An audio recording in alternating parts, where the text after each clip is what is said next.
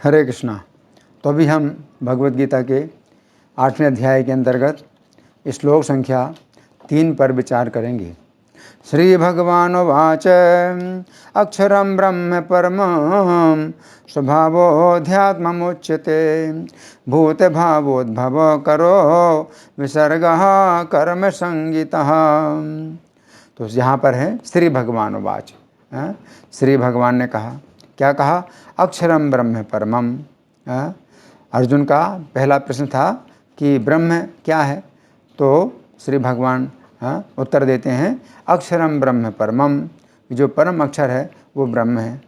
फिर अर्जुन का दूसरा प्रश्न था कि अध्यात्म क्या है, तो श्री भगवान कहते हैं स्वभावोध्यात्म उच्यते, कि स्वभाव ही अध्यात्म कहा जाता है। फिर तीसरा प्रश्न था अर्जुन का कि कर्म क्या है, तो श्री भगवान उत्तर दे रहे हैं भूत भावोद्भव करो विसर्गा कर्म संगीता। तो प्राणियों का जो है श्री कृष्ण के प्रति जो भक्ति का भाव है जो उत्पन्न करता है, तो वही जो है कर्म कहलाता है। अब हम सुनेंगे प्रभुपाद तात्पर्य में क्या लिखते हैं। श्रील प्रभुपाद की जय। ब्रह्म अविनाशी तथा नित्य है और इसका विधान कभी भी नहीं बदलता, किंतु ब्रह्म से भी परे परब्रह्म होता है। ब्रह्म का अर्थ है जीव तथा परब्रह्म का अर्थ भगवान है। जीव का स्वरूप भौतिक जगत में उसकी स्थिति से भिन्न होता है। भौतिक चेतना में उसका स्वभाव पदार्थ पर प्रभुत्व जताना है, किंतु आध्यात्मिक चेतना या कृष्ण भावनामृत में उसकी स्थिति परमेश्वर की सेवा करना है। जब जीव भौतिक चेतना में होता है तो उसे इस संसार में विभिन्न प्रकार के शरीर धारण करने पड़ते हैं। ये भौतिक चेतना के कारण कर्म अथवा विविध सृष्टि कहलाता है। वैदिक साहित्य में जीव को जीवात्मा तथा ब्रह्म कहा जाता है, किंतु उसे कभी परब्रह्म नहीं कहा जाता। जीवात्मा विभिन्न स्थितियाँ ग्रहण करता है। कभी वह अंधकार पूर्ण भौतिक प्रकृति से मिल जाता है और पदार्थ को अपना स्वरूप मान लेता है, तो कभी वह परा आध्यात्मिक प्रकृति के साथ मिल जाता है। इसीलिए वह परमेश्वर की तटस्था शक्ति कहलाता है। भौतिक या आध्यात्मिक प्रकृति के साथ अपनी पहचान के अनुसार ही उसे भौतिक या आध्यात्मिक शरीर प्राप्त होता है। भौतिक प्रकृति में वह 84 लाख योनियों में से कोई भी शरीर धारण कर सकता है, किंतु आध्यात्मिक प्रकृति में उसका एक ही शरीर होता है। भौतिक प्रकृति में वह अपने कर्म के अनुसार कभी मनुष्य रूप में प्रकट होता है, तो कभी देवता, पशु, पक्षी आदि के रूप में प्रकट होता है। स्वर्गलोक की प्राप्ति तथा वहाँ का सुख भोगने की इच्छा से वह कभी कभी यज्ञ संपन्न करता है, किंतु जब उसका पुण्य क्षीण हो जाता है तो वह पुनः मनुष्य रूप में पृथ्वी पर वापस आ जाता है। यह प्रक्रिया कर्म कहलाती है। छांदोग्य उपनिषद में वैदिक यज्ञ अनुष्ठानों का वर्णन मिलता है। यज्ञ की वेदी में 5 अग्नियों को 5 प्रकार की आहुतियाँ दी जाती हैं। ये 5 अग्नियाँ स्वर्गलोक, बादल, पृथ्वी, मनुष्य तथा स्त्री रूप मानी जाती हैं, और श्रद्धा, सोम, वर्षा, अन्न तथा वीर्य ये 5 प्रकार की आहुतियाँ हैं। यज्ञ प्रक्रिया में जीव अभीष्ट स्वर्गलोकों की प्राप्ति के लिए विशेष यज्ञ करता है और उन्हें प्राप्त करता है। जब यज्ञ का पुण्य क्षीण हो जाता है तो जीव पृथ्वी पर वर्षा के रूप में उतरता है और अन्न का रूप ग्रहण करता है। इस अन्न को मनुष्य खाता है, जिससे यह वीर्य में परिणत होता है, जो स्त्री के गर्भ में जाकर फिर से मनुष्य का रूप धारण करता है। ये मनुष्य पुनः यज्ञ करता है और पुनः वही चक्र चलता है। इस प्रकार जीव शाश्वत रीति से आता और जाता रहता है, किंतु कृष्ण भावना भावित पुरुष ऐसे यज्ञों से दूर रहता है। वो सीधे कृष्ण भावनामृत ग्रहण करता है और इस प्रकार ईश्वर के पास वापस जाने की तैयारी करता है। भगवद गीता के निर्विशेषवादी भाष्यकार बिना कारण के कल्पना करते हैं कि इस जगत में ब्रह्म जीव का रूप धारण करता है, और इसके समर्थन में वे गीता के 15वें अध्याय के 7वें श्लोक को उद्धृत करते हैं। किंतु इस श्लोक में भगवान जीव को मेरा शाश्वत अंश भी कहते हैं। भगवान का ये अंश जीव भले ही भौतिक जगत में आ गिरता है, किंतु परमेश्वर अच्युत कभी नीचे नहीं गिरता। अतः ये विचार कि ब्रह्म जीव का रूप धारण करता है ग्राह्य नहीं है। ये स्मरण रखना होगा कि वैदिक साहित्य में ब्रह्म यानी जीवात्मा को परब्रह्म यानी परमेश्वर से पृथक माना जाता है। तो यहाँ पर प्रभुपाद का तात्पर्य पूरा हुआ। अब हम सुनेंगे श्री भगवान ने कहा में इस श्लोक की कैसी व्याख्या हुई है। श्लोक के पूर्व के शब्द हैं श्री भगवान उवाच, अर्थात श्री भगवान ने कहा। इस संबंध में श्रील प्रभुपाद ने भूमिका में लिखा है, भगवद गीता के वक्ता भगवान श्री कृष्ण हैं। भगवद गीता के प्रत्येक पृष्ठ पर उनका उल्लेख भगवान के रूप में हुआ है।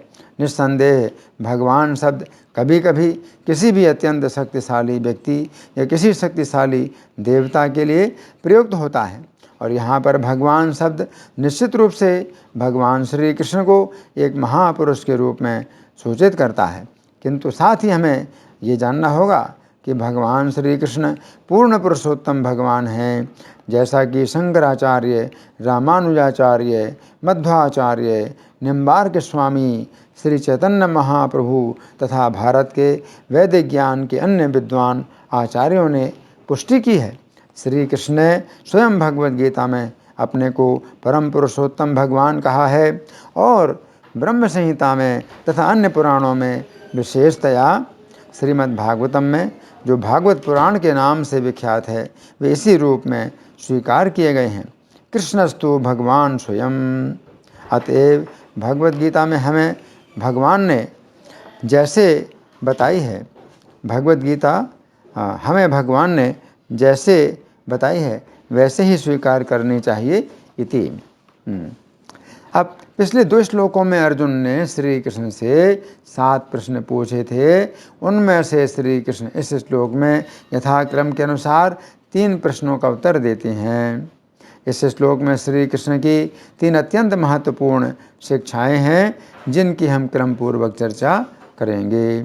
तो पहली शिक्षा, इस श्लोक के प्रारंभिक शब्द हैं अक्षरम ब्रह्म परमम, अर्थात अविनाशी और दिव्य व्यक्ति ही ब्रह्म है। इस श्लोक संख्या 1 में अर्जुन ने प्रश्न किया था कि हे श्री कृष्ण, वह ब्रह्म क्या है? तो यहाँ पर श्री कृष्ण उत्तर दे रहे हैं कि परम अक्षर ही ब्रह्म है। गीता 15:16 में श्री कृष्ण ने 2 प्रकार के पुरुषों का वर्णन किया है, क्षर पुरुष तथा अक्षर पुरुष।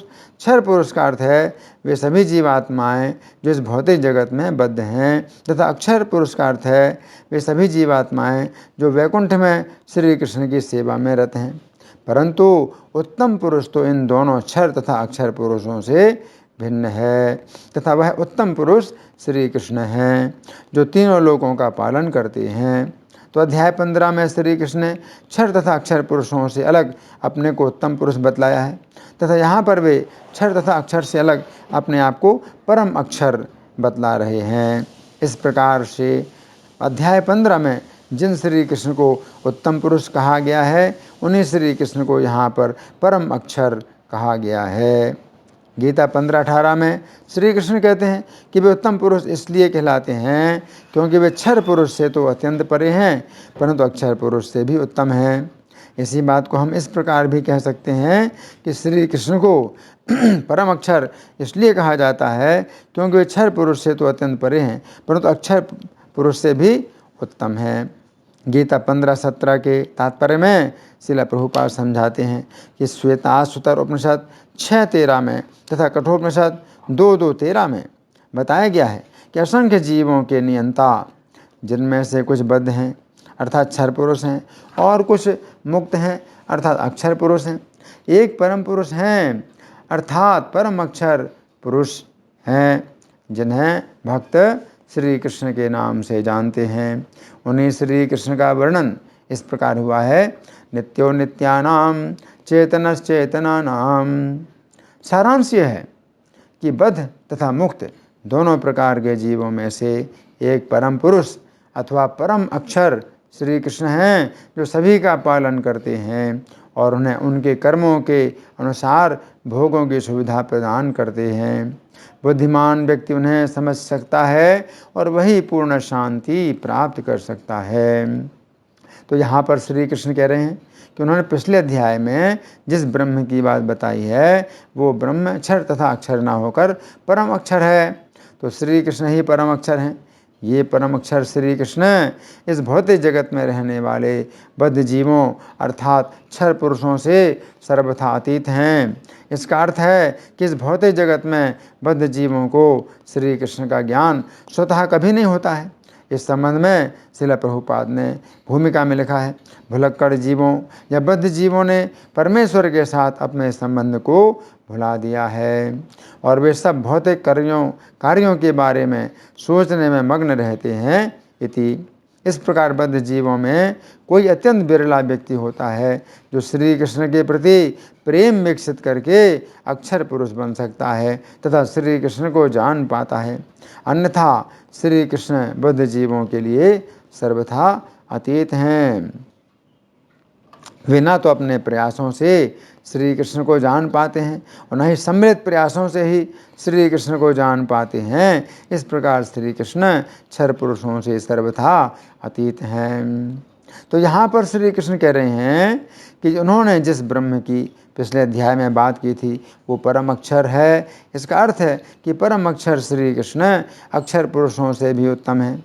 अक्षर पुरुष वे जीव हैं जो वैकुंठ में रहते हैं तथा नित्य मुक्त अवस्था में होते हैं। यद्यपि वे जीव भी वैकुंठ में श्री कृष्ण की तरह 4 भुजाएं धारण करते हैं, परंतु वे श्री कृष्ण की सेवा में नियुक्त होते हैं। वे अपने आप को ईश्वर या स्वामी नहीं समझते हैं, बल्कि वे हमेशा श्री कृष्ण का ही गुणगान करते हैं। वैकुंठ में श्री कृष्ण 4 भुजाओं वाले विष्णु के रूप में सभी अक्षर पुरुषों का पालन करते हैं। इस प्रकार ये कहा जा सकता है कि श्री कृष्ण वैकुंठ में अक्षर पुरुषों से अतीत तो नहीं होते हैं, परंतु वे अक्षर पुरुषों से उत्तम होते हैं। वैकुंठ में श्री कृष्ण सभी अक्षर पुरुषों के संपर्क में रहते हैं। इस भौतिक जगत में श्री कृष्ण जिस प्रकार क्षर पुरुषों से अतीत होते हैं उस प्रकार वैकुंठ में श्री कृष्ण अक्षर पुरुषों से अर्थात वैकुंठ के निवासियों से अतीत न होकर उनके संपर्क में होते हैं, परंतु उन सभी से उत्तम स्थिति में होते हैं, क्योंकि वे सभी अक्षर पुरुष श्री कृष्ण का ही गुणगान करते हैं तथा उन्हीं की सेवा करते हैं। तो यहाँ पर श्री कृष्ण कह रहे हैं कि उन्होंने पिछले अध्याय में जिस ब्रह्म की बात की थी वो ब्रह्म जीव न होकर स्वयं श्री कृष्ण है। अब दूसरी शिक्षा, श्लोक के अगले शब्द हैं स्वभावः अध्यात्मम उच्यते, अर्थात जीव का असली स्वभाव ही अध्यात्म कहलाता है।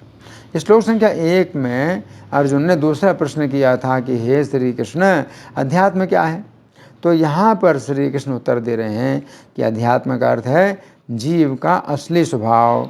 इस संबंध में इस श्लोक के तात्पर्य में श्रील प्रभुपाद लिखते हैं, जीव का स्वरूप भौतिक जगत में उसकी स्थिति से भिन्न होता है।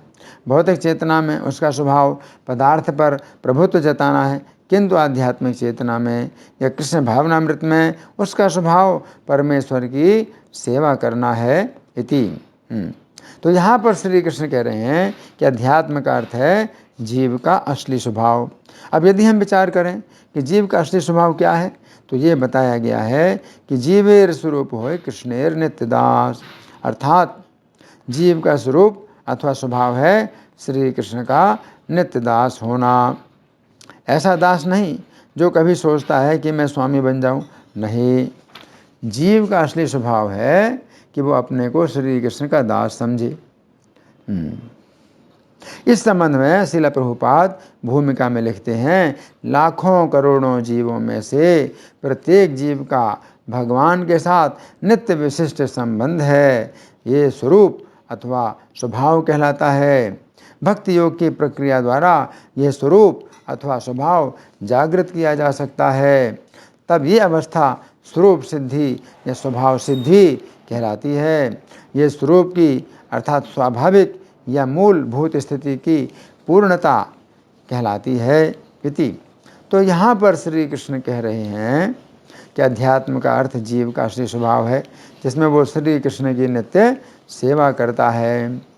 अब तीसरी शिक्षा, श्लोक की दूसरी पंक्ति के शब्द हैं भूत भाव उद्भव करः विसर्गः कर्म संगीतः, अर्थात जीवों का श्री कृष्ण के प्रति सेवा भाव उत्पन्न करने वाली गतिविधि कर्म कहलाती है। श्लोक संख्या 1 में अर्जुन ने तीसरा प्रश्न किया था कि हे श्री कृष्ण, कर्म क्या है। तो यहाँ पर श्री कृष्ण उत्तर दे रहे हैं कि जीवों का श्री कृष्ण के प्रति सेवा भाव उत्पन्न करने वाली गतिविधि कर्म कहलाती है। ये बात समझने की है कि भक्ति की जितनी भी गतिविधियां हैं वे सभी जीव की चेतना को शुद्ध करने वाली हैं, तथा जिस समय जीव की चेतना शुद्ध हो जाती है उस समय जीव का श्री कृष्ण के प्रति सेवा भाव उत्पन्न हो जाता है। गीता 4:10 में श्री कृष्ण कहते हैं कि बहुत से लोग श्री कृष्ण के जन्मों तथा कर्मों की दिव्यता के ज्ञान से पवित्र होकर भक्ति योग में भाव के धरातल पर आ चुके हैं।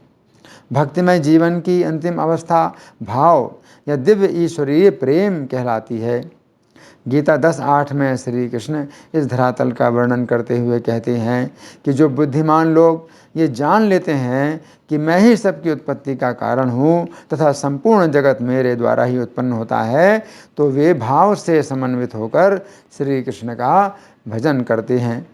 भाव के धरातल पर ही श्री कृष्ण के प्रति आसक्ति पूर्ण होती है और भक्त तुरंत अपने भाव में भगवान की सेवा करने के लिए उत्सुक हो जाता है। इस अवस्था में भक्त उत्तम अधिकारी पद को अर्थात पूर्ण भक्ति को प्राप्त होता है। ऐसा भक्त भौतिक आसक्ति के कारण तनिक भी विचलित नहीं होता और वह श्री कृष्ण की सेवा में ही रुचि दिखाता है। भगवान के शुद्ध प्रेम की पहली अवस्था भाव है। भाव का एक कण भी अज्ञान को पूरी तरह ध्वस्त कर देता है। भाव की अवस्था में भक्त श्री कृष्ण को उसी प्रकार आकर्षित कर लेता है जिस प्रकार कमल पुष्प अपनी सुगंध के द्वारा भ्रमर को आकर्षित करता है। भाव के धरातल पर पहुंचने पर एक चांडाल भी ब्रह्मा जी जैसे व्यक्तियों के द्वारा पूजनीय बन जाता है। तो यहाँ पर श्री कृष्ण कह रहे हैं कि जिस गतिविधि के द्वारा जीव का श्री कृष्ण के प्रति भाव विकसित होता है उस गतिविधि को ही कर्म कहा जाता है। तो यहाँ भगवान अर्जुन के 3 प्रश्नों का उत्तर दे रहे हैं और वो बिल्कुल उसी क्रम में जिस क्रम में अर्जुन ने प्रश्न पूछे थे। तो अर्जुन ने 7 प्रश्न पूछे थे। तो इस श्लोक में श्री कृष्ण अर्जुन के 7 प्रश्नों में से जो पहले 3 प्रश्न हैं उनका उत्तर देते हैं। तो पहला प्रश्न था अर्जुन का कि ब्रह्म क्या है। तो श्री भगवान ने क्या कहा, अक्षरम ब्रह्म परमम, परम अक्षर ब्रह्म है। तो परम अक्षर तो केवल अक्षर नहीं, परम अक्षर। तो 15वें अध्याय में जो भगवान ने बताया क्षर पुरुष अक्षर पुरुष, तो क्षर पुरुष भी जीव है, अक्षर पुरुष भी जीव है। क्षर पुरुष जो है बद्ध जीव हैं इस भौतिक संसार में, और अक्षर पुरुष जो आध्यात्मिक जगत में जो नित्य मुक्त जीव हैं। परंतु क्षर पुरुष अक्षर पुरुष दोनों जीव हैं, लेकिन परम अक्षर कौन है, श्री कृष्ण। तो यहाँ पर ब्रह्म के लिए श्री कृष्ण कहते हैं परम अक्षर, तो वो ब्रह्म है ना। फिर स्वभावो अध्यात्म उच्यते, स्वभाव ही अध्यात्म है। तो स्वभाव का मतलब क्या है, जीव का स्वरूप, जीव का जो स्वरूप है वो अध्यात्म है। तो गीता में जो भगवान ने अध्यात्म ज्ञान दिया, अध्यात्म विद्या विद्या नाम, समस्त विद्याओं में अध्यात्म विद्या श्री कृष्ण की विभूति है। तो स्वभाव अध्यात्म उच्यते, तो वो अध्यात्म जो है जीव का क्या है, असली स्वरूप है, असली स्वभाव है। फिर कर्म क्या है, अर्जुन का तीसरा प्रश्न, कर्म क्या है। तो श्री कृष्ण कहते हैं भूत भाव उद्भव करो विसर्गः कर्म संगीता, ऐसी गतिविधि को कर्म कहते हैं जिस गतिविधि के द्वारा प्राणियों में श्री कृष्ण के प्रति सेवा का भाव उत्पन्न हो जाए, है ना। तो ये जो है विसर्ग यानी गतिविधि कर्म कहलाती है ना। तो जो जीव इन बातों को जान लेते हैं तो वो क्या करते हैं, प्रयाण काले विचमाम ते विदुर युक्त चेतसः, कि प्रयाण काल में भी वो श्री कृष्ण को जान लेते हैं। तो ये जो बातें हैं ये जब भक्ति में कोई व्यक्ति परिपक्व हो जाए तो फिर इन बातों को जो है वो बड़े मनोयोग से समझता है और इन बातों का महत्व समझता है। धन्यवाद। हरे कृष्णा।